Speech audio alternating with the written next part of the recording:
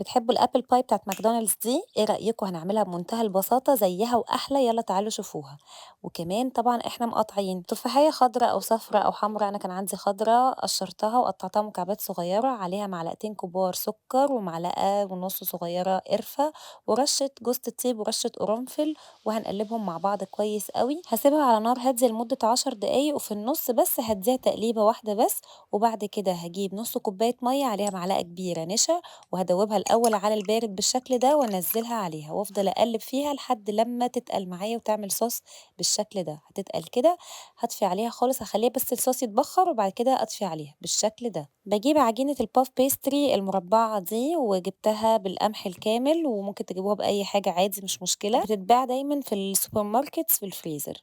دلوقتي قسمتها نُصّين بالشكل ده وهابِل الأطراف بالمَيّة كده، باحط صباعي في المَيّة وأبِل كل الأطراف بالشكل ده عشان تلزق معايا وما يطلعش منها الحشوة. الحشوة بردت خلاص، أهم حاجة تبرد، وهاحط كمية قليلة جدًا في النُص، مش عايزاها تبقى أكتر علشان ما تبوظش وتطلع معايا في الزيت وتتحرق. وهاقفلها بالشكل ده، أضغط عليها من الجناب كده كويس أوي، وزي ما قُلت لكم إحنا دهنينها كويس أوي من جوّه علشان تقفل معايا، أهم حاجة تقفل معايا كويس جدًا. وبعد كده باضبّطها بالشكل ده عشان تطلع زي بتاعة ماكدونالدز وأحلى كمان، شُفتوا بقى؟ إحنا عاملينها أحلى بكتير. وبس أنا عملت 10 تمام كده، هاحطها بقى في الطبق وأكمّل الباقي. هاورّيكم تاني عملت إيه، بارُش شوية نشا لو لقيت العجينة فكِّت معايا وطريت شوية عشان ما تلزقش، وأقسمها من النُص كده بالشكل ده. وبعد ما أقسمها ممكن بسكينة عادي، وبعد ما أقسمها بالشكل ده هابِل الأطراف، هابِلّها كلّها من كل حتّة، وأحط فيها الحشوة كمية بسيطة، وأقفل كويس أوي بالشكل ده.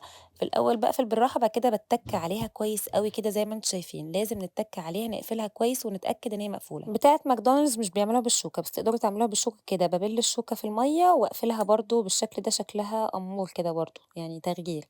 تمام، بُصّوا باقفلها من كل حتّة بالشوكة بالشكل ده. هاحط سكر وقرفة للتغطية وأخلّيهم على جنب، وعملت 10 وحدات apple pie.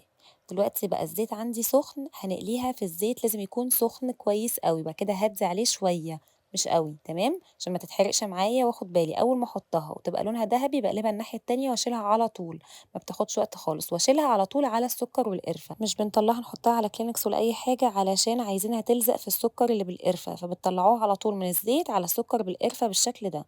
وآدي تاني أهو بنقليها تبقى لونها دهبي فاتح نشيلها، لسه دلوقتي ما بقتش لونها دهبي فاتح. أول ما تبقى لونها دهبي فاتح بالشكل ده نطلّعها على طول على السكر بالقرفة. بُصّوا بتقرمش إزاي وتجنن، أحلى مليون مرّة من بتاعة ماكدونالدز، بتقرمش وطعمها يجنن، وخلّي بالكم بتبقى سخنة. وما تنسوش تتابعوني أنا وشو حلو لوصفات كتيرة حلوة.